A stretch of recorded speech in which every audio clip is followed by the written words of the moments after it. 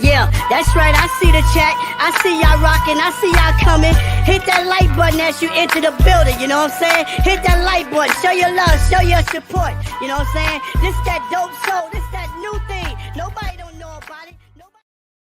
Salute, Knick family. Welcome to the pop-up show. I decided I was going to do a recap show today. So here we are. Apologize for having to push it back a few times. The holiday season, things are going on. David L already in the chat with like 15 posts. Appreciate you, my brother. Geoff, appreciate you. Tony Crow stopped by. Appreciate you as well. Wiz, Deron Wayne. Let's get into it. First, I don't even know where I want to start. Well, huge win for the Knicks. Let's start right there. In my opinion, both teams were coming off of a West Coast trip. I believe the Knicks had 4 games. Brooklyn had 5 games. This was both of their first games back in New York City. Obviously, Brooklyn was at home. And I was just super impressed with the Knicks, their energy, and how they engaged this game. We'll get into it. But first, let's quickly go through the starters for the New York Knicks: Jalen Brunson, Dante DiVincenzo, RJ Barrett, Julius Randle, and Isaiah Hartenstein. Remember, Jericho Sims, who was starting in Mitchell Robinson's place, is out 1 to 2 weeks with a sprained ankle. So Isaiah Hartenstein got the start today. Mitchell Robinson, initially we thought he would be out for 8 to 10 weeks. That was the report.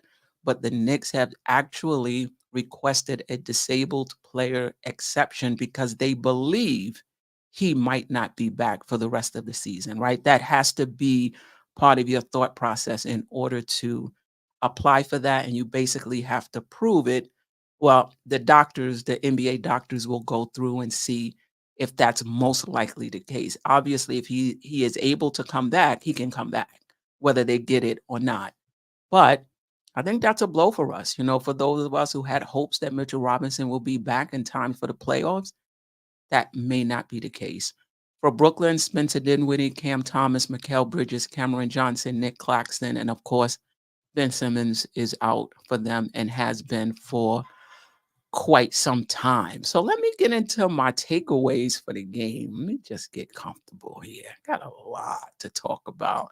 It's been a long time. I really missed the morning show. It's a lot, but I miss the energy of the chat, the replay gang, and the comments. I miss you guys. So hopefully I can do this at least once or twice a week. Like I mentioned, both teams coming off the West Coast trip. The Knicks' energy was good right from the start. They did not look like a team that just flew in from LA. They did not go home. They stayed in a hotel. They wanted to give the semblance, and which is true. We're still on a road trip. You're not going to go home. We're going to stay in this hotel somewhere in New York City. We're going to play this game. We're going to end the road trip proper, and then we're going to go home. And that's what the Knicks did last night. They got out to a big lead. I think, the Nets may have led very early in the game, but other than that, the Knicks basically went out. They outscored the Nets in every quarter except for the second quarter. They played together. They moved the ball. I absolutely love this starting unit. This is a unit where every player is a threat on the offensive end. Every player has to be tended to by the defense. You can't leave anybody alone, right? So what that means there's more driving lanes, there's more cutting lanes, there's more passing lanes because everybody is a threat. And I'll say this, when you have a really good offense, your defense doesn't have to be in juggernaut territory. It needs to be solid though, but you don't need to have a juggernaut defense if your offense is really good. And with Mitchell Robinson out and he may not play for the rest of the season, the Knicks are going to have to find a different way to win basketball games. They're going to, we were already a good offensive team, but we had the defense somewhat to back us up, and we definitely had the interior defense of Mitchell Robinson. That's not the case, right? So the Knicks are going to have to reconfigure their defense, but hopefully it's a net positive because we're that much better on the offensive end without Mitchell Robinson's guy being directly in the key. Now, don't get me wrong. It's not like Isaiah Hartenstein is out there popping threes. So his defender is going to be close, but still, I do believe it's going to be a little more space. I really like DiVincenzo in the starting lineup. His scoring is up and down. And I think that's to be expected. You're sharing the floor with Jalen Brunson, Julius Randle, RJ Barrett. Basically, you're going to get your offense off the scrap heap. And that's for both Isaiah Hartenstein and DiVincenzo, Grimes, whoever is in with those three guys, you get what you get. And it's not going to be consistent game in and game out. DiVincenzo got 15 shots versus the Nets. He got 5 versus the Lakers.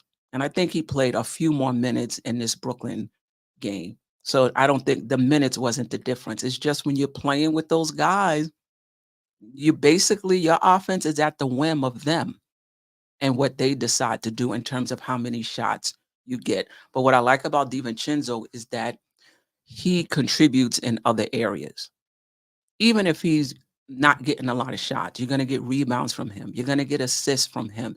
You're going to get steals from him. He's going to, drive into the lane and draw a defender and get somebody a cleaner look. You just get more when he's in the game.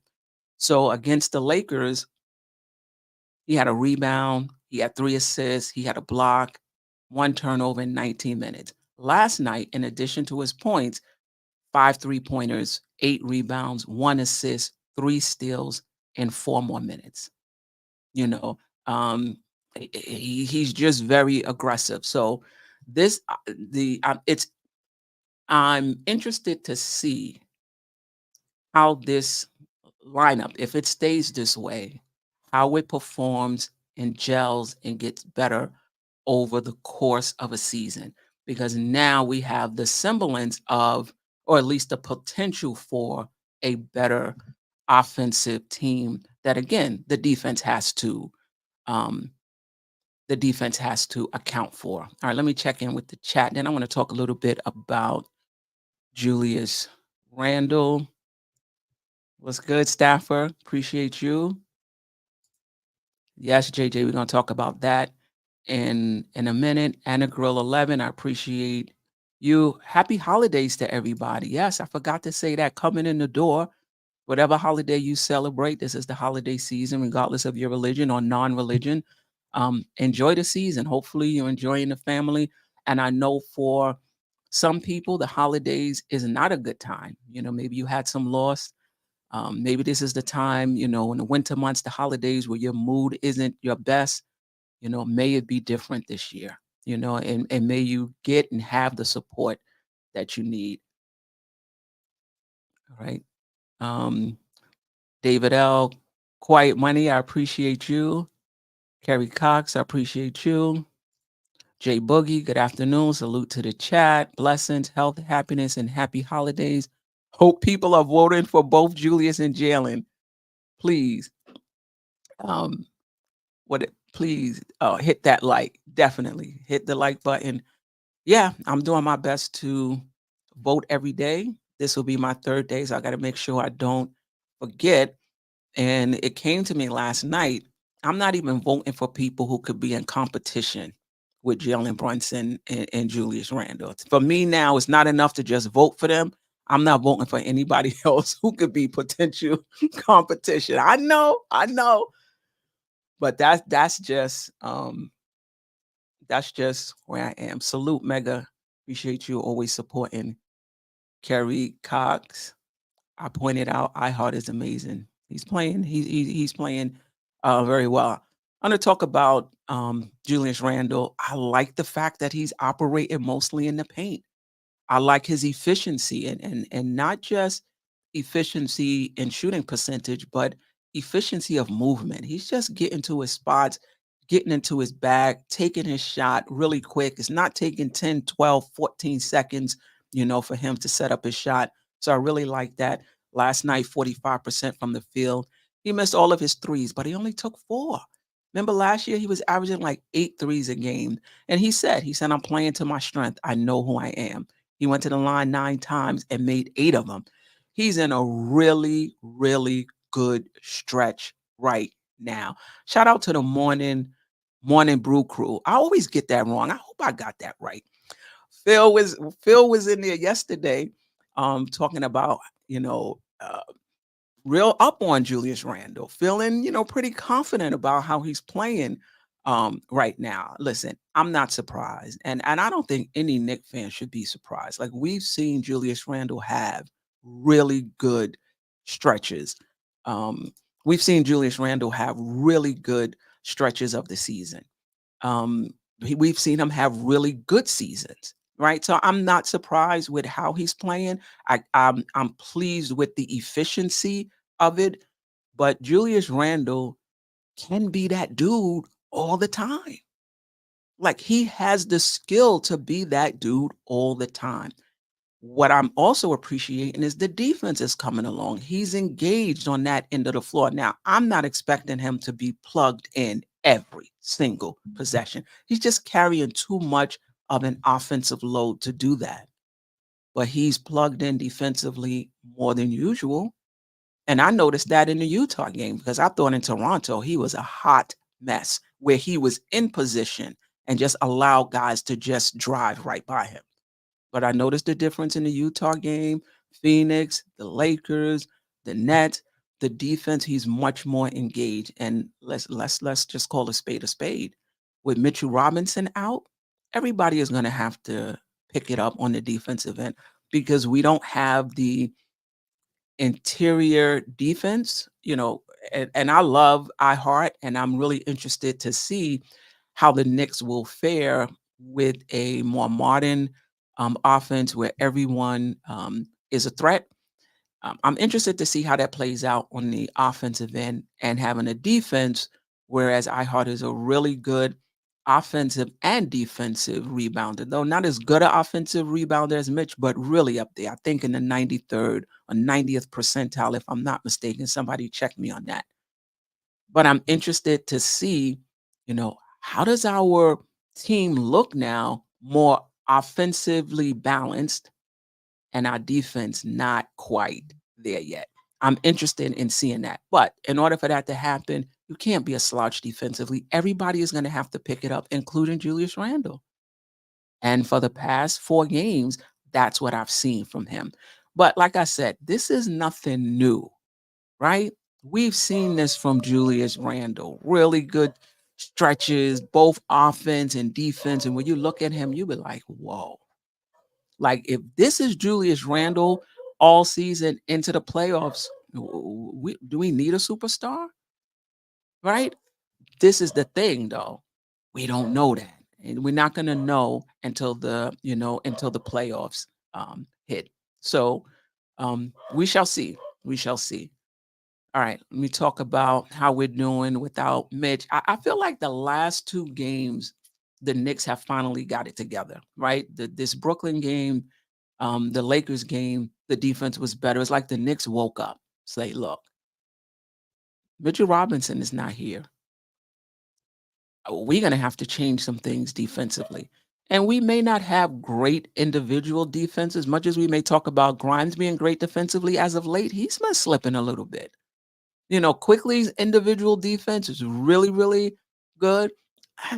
He's been getting beat some. RJ Barrett, who's been, really, really good defensively coming out the gate. I'm not sure what the stats are saying right now, but he hasn't been looking great. But even if you don't have great individual defenders, you can still have a good team defense if everybody is in rotation and getting to their spots when they're supposed to get to their spots, right? To be in position. And I think that's what we saw in the Lakers game. That's what we saw in the Brooklyn game. Now, listen, Brooklyn is not an offensive juggernaut. They're coming off the West Coast trip. They looked a little sleepy. Mikal Bridges, I believe he was 4 for 21. He's in a little slump. Okay. Okay. I mean, we've had bad days, bad days ourselves, and bad games as well. The bottom line is you're not going to be able to replace Mitchell Robinson. Doesn't look like he's going to be back for the rest of the season, and the Knicks are going to have to find different ways of winning. They're going to have to find different ways to play defense. We'll do a deep dive on the Knicks without Mitchell Robinson tonight on the weekly show. So please have your notification button on. We're going on at 9:00, and we'll talk about Mitch. All right. Let me check back in with the chat. Then briefly, I want to go over the individual players. Grimes, RJ, and IQ all have a defensive rating above 117, which is not great. Which is not great. Brunson has been awful on defense. As an RJ critic, I say I feel his defense has been solid. Okay. I mean, they did beat us 7 straight. It was about time we beat those guys. Yeah, no doubt. Okay. The first half production, will that happen in the playoffs for Room? I hope you're right. I was going to tell Monica that you're coming for her spot. Yeah. I'm not sure about that. David L. Facts, we can't play same defense, rely on a babysitter in the paint. Exactly. I think Hartenstein, as with all players, he brings some things that we like, but he's not Mitch. And to be honest, how many players in the NBA are Mitch? Not many. But those teams are finding ways to win, and we have to do the same. Salute to Jerrell. Salute to J Tap. I appreciate you. And Deron Wayne said, your call on Sims was right on. Taj took a mid-range shot. Listen, I think Sims was watching the show because the next day I felt like he looked worse than he did before. I said, I don't know. Maybe Jerrell is going a little overboard. I mean, he all right. But next game, he looked terrible. Wiz, unfortunately, I think we are going to perform better overall as a team without Mitchell Robinson. It remains to be seen. Because to me, a big part of the defense, you got to be on a string. So if you got 3 people hitting their rotations and you got one person who's not Randle, the defense can fall apart. Is Randle going to keep this up on the defensive end 65% of the time? If he does, I think the Knicks are going to be all right. All right. Let's talk about Randle, 26.7 rebounds, 4 assists, 45% from the field, 88.9% from the free throw line. DiVincenzo, 23 points, 8 rebounds, 3 steals, 60% from the field, 50% from the three-point line. Did not go to the free throw line last night. Quickly, 19 points, 2 assists, 1 steal, 58.3 from the field, 66.7 from 3, 25% from. No, that's not right. He was more than 25% from the free throw line. This is my thing with Quickly. Overall, I thought he played a good game. In that second quarter, though, I was like, what are you doing? I felt he was over dribbling. I thought he was using up much of the shot clock with the dribble and maybe passing it with 4 seconds left. And he did that time after like 3 or 4 possessions to start that second quarter. And I don't know if someone pulled his coat to it or if he just got himself together. And then after that, I thought he did a much better job of running the team, a much better job of figuring out when he should score, when he should run the offense. Brunson, 16 points, 8 assists, 7 rebounds, 40% from the field, 33.3% from the three-point line, 75% from the free throw line. I thought he managed the game well. Didn't have his best shooting game. I think he took 15 shots. So it wasn't like he didn't take a lot of shots. I think he was tied for second on the team with shots. But what I'm liking about Brunson is he's picking his spots better. He has the ball in his hand all the time. He can take a shot whenever he wants to. So pick your spots, let everybody else, get involved, do what they have to do. But when we're trying to hold on to a lead, when we're trying to get back in the game, when we're trying to close it out, I need that Brunson burner. The Knicks shot 46.3% from the field, 39% from the three-point line, and 80% from the free throw line. Really, really good shooting night from the Knicks. And listen, the Nets have some capable defenders, right? Dinwiddie is a capable defender. Cam Thomas Johnson, excuse me, a capable defender. Mikal Bridges, capable defenders. Nick Claxton and the Key, capable defenders. The Knicks still shot well. And again, maybe they were a step slow coming back from their West Coast trip, but kudos to the Knicks for taking advantage of it. All right. I'll talk a little bit about RJ Barrett. I thought he was efficient. I like his floor game this season, even in the games in which he's not efficient. I like his floor game. Um, Last night, I believe he had, what was that, 15 points? Somebody correct me. It's so small, I can't see it. 5 rebounds, 2 assists. He had a steal. He had a block in 27 minutes. His minutes have been consistently under 30, which is kind of what I predicted coming into the season with all the guards, that these minutes are going to have to come from somewhere.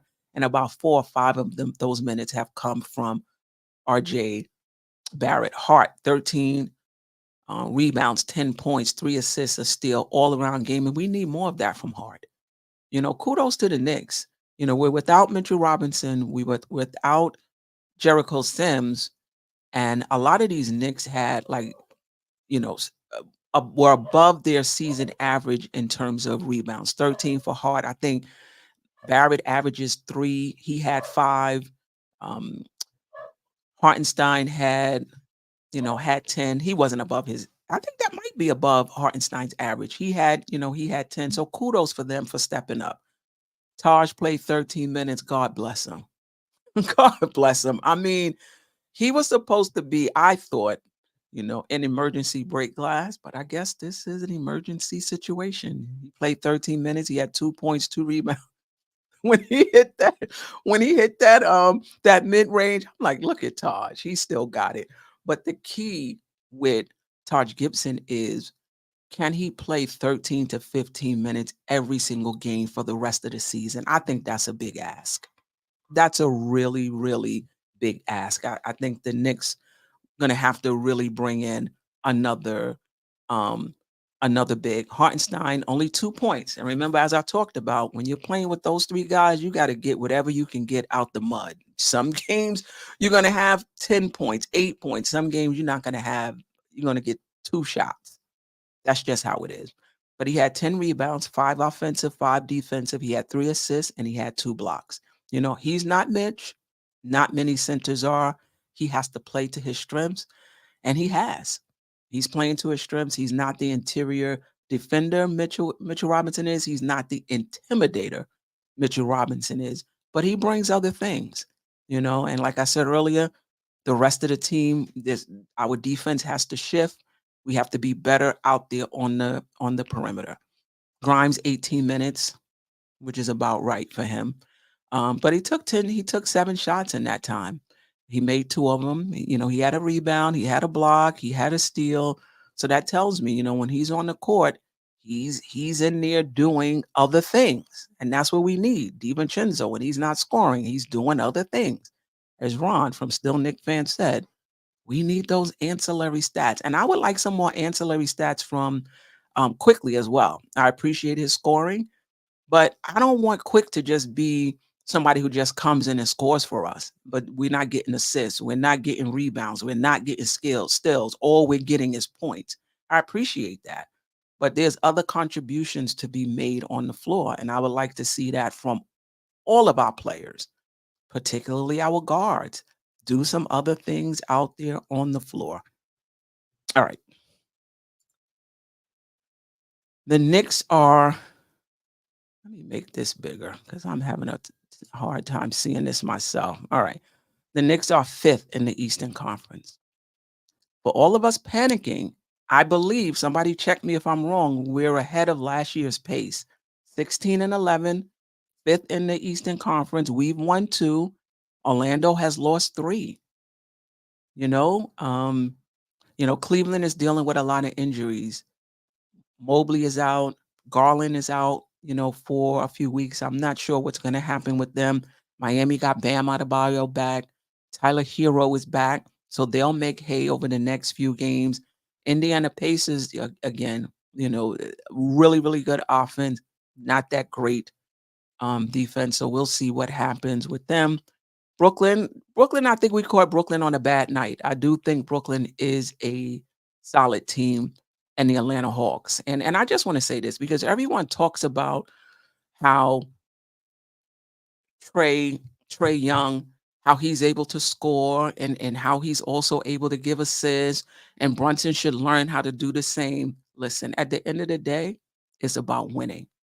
And as long as Trey Young has been on Atlanta, Atlanta has gone nowhere.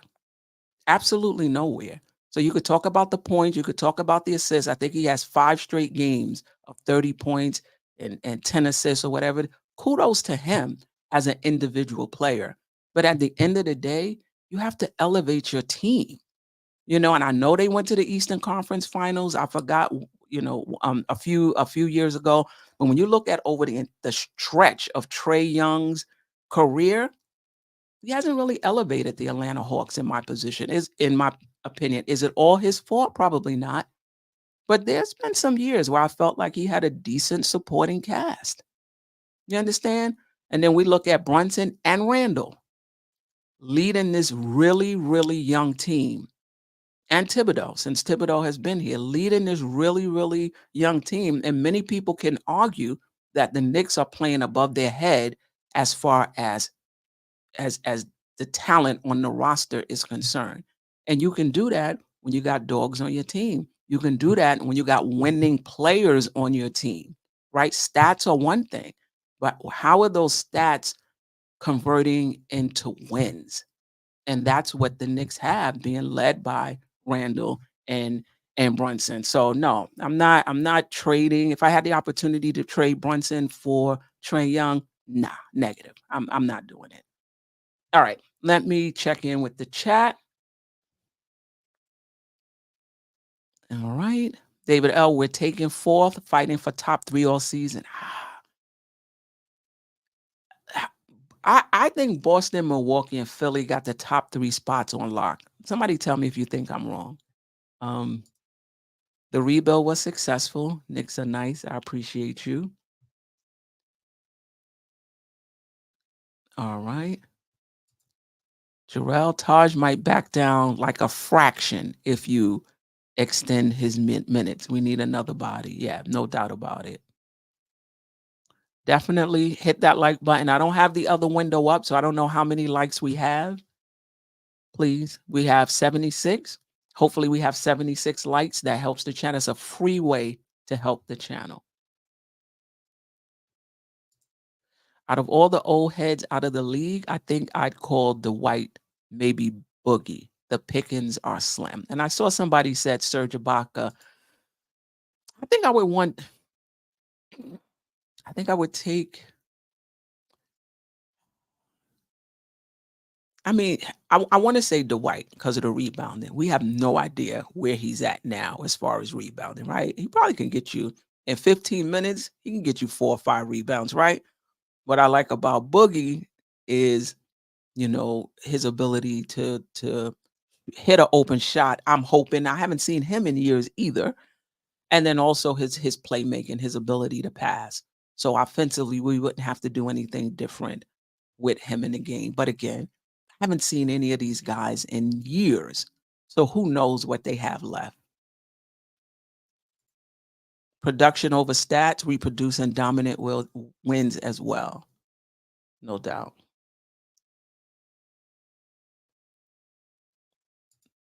Now, we will be better without Mitchell overall. Knicks, God's will. We'll see. I'm not saying we will be. I'm just saying it's going to be interesting. It's going to be interesting to see. Okay. I don't know if Nas Reed would have signed with us, JJ. I like him. But he may have wanted to stay in Minnesota.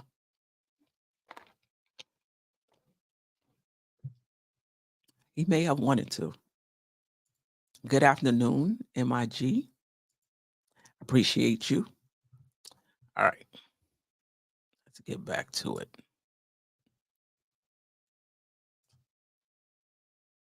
Knicks are fifth. I do see the Knicks passing Orlando. I do see the Knicks being the fourth team in the Eastern Conference because think about it. We've played, I think it's 17 games on the road. If I'm not mistaken, only 10 at home. This early season, quarter of the season games has been straight fire for the Knicks. And I don't mean fire in the sense that they've performed great, but I mean they've gone through fire, and so it's going to even out as the season goes on. It's going to get easier as the season goes on. But this is a gritty bunch. And having played in tough situations early in the season, I believe it's just going to help us going forward. All right. Team stats. We won the rebounding battle 54 to 49. Just something for us to keep an eye on each game. How are we rebounding without Mitchell Robinson? Hartenstein had 10. Brunson had 7. Hart had 13. RJ had 5. As I mentioned before, all above their season average. We had 12 offensive rebounds, which is below our season average a bit. And we gave up 17 offensive rebounds. So as good as we were on the defensive boards, we need to be a little better to prevent the opposing team from getting second opportunities at the basket. We shot 46% from the field and 39% from three. And so when you're hitting your shots, offensive rebounding is like the cherry on top, but you don't need offensive rebounds as much, and they really aren't as much available when you're hitting your shots. We had 21 fast break points. Thank goodness. As many points as we can get before the defense is set, that helps us as a team. And we have 14 second chance points, which is a bit less than usual. With Mitchell Robinson, we were ranked third in the league with 16.7 second chance points per game. In the last 6 without him, we're ranked still top 10, ninth in the league with 15.3 second chance points per game. So we're down about 1.4 points per game in second chance points without Mitchell Robinson. That's okay. I mean, that's okay. Bench points last night, we had 40 bench points to their 31. And Quick is the one leading the bench brigade, particularly now that not that we got a lot of scoring from Hartenstein anyway. Hart gave us 10 points last night. I'm not sure we can count on that, but we're going to need it. Grimes is in that second unit now. He's hit or miss. I think for Grimes, it's the same thing. I mean, Quickly has the ball in his hands, and sometimes he passes it, sometimes he's not. So that second unit is also at the mercy, of Quick. And if RJ is running with them, at the mercy of RJ and Quick in terms of getting their shots. All right. Next 2 games, no, you don't have double vision. We play Milwaukee Saturday, December 23rd at the Garden, and then we also play them Christmas Day, December 25th at the Garden, both early games. I believe the game on Saturday is 12:30 and Christmas Day is 12. I mean, the schedule for the Knicks has really been brutal. I mean, come on. Can we get a break? Hopefully, after the All-Star break, everybody we're playing is under 500. That's what I'm hoping for. My goodness. And as far as what's next for me tonight, just Nicking It weekly show. Me, Jerrell, Ajay, Geoff, and who knows, whoever else may want to join. I might even have the phone lines up tonight. People can call in, give their little memorial on Mitch, maybe not finishing out, finishing out the season. All right. Last time around with the chat before I am out of here. Kerry Cox, I hope it gets easier after the All-Star break. I agree. David L., another 7 foot would help us, just saying. Yeah. Which teams are willing to trade their center for second round picks?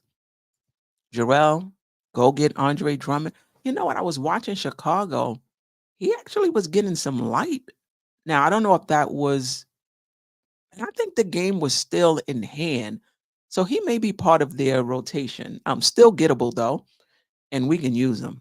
We can use him. Willie Cauley-Stein. Is he even is he on a roster? Right? None of these pods give Senzo HOA credit. What is HOA? Somebody let me know. But like I said, I like him in the lineup. I love him and Hartenstein in the lineup. I know, shout out to, Ebony, Nick of Time, Venture Sports Network, and she talked about wanting the Knicks to play like the New York Liberty for those who watch the WNBA.